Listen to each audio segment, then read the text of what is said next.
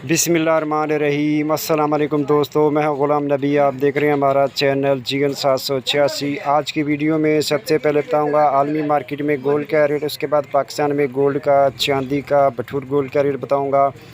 आलमी gold market में भी इजाफा हो गया और पाकिस्तान में भी गोल्ड में इजाफा हो गया। पहले बात करते हैं आलमी मार्केट की। आलमी मार्केट में इस वक्त जो गोल्ड का रेट है वो $2720 फ़ी औंस पे मार्केट है और एक औंस का वज़न होता है 31 ग्राम 100 मिली। अब दोस्तों यहाँ बात करते हैं local liberty market Gulberg 3 Lahore Pakistan. आज तारीख है 19 अक्टूबर 2024।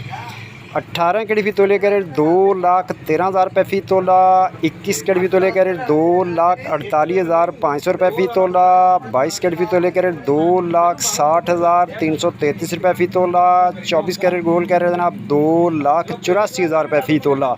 जी हाँ, रेट दोबारा सुन लें। 24 कैरेट गोल्ड का रेट है 2,84,000 रुपये फ़ी तोला। चांदी है 3,050 रुपये फ़ी तोला। पेशावर में पक्के तोले का रेट 2,93,600 रुपये फ़ी तोला और लाहौर में बटूर का रेट 2,81,000 में सेल है और बटूर की वापसी खरीदारी 2,80,000 रुपये फ़ी तोला। मिलती है नेक्स्ट वीडियो में। अल्लाह हाफिज़।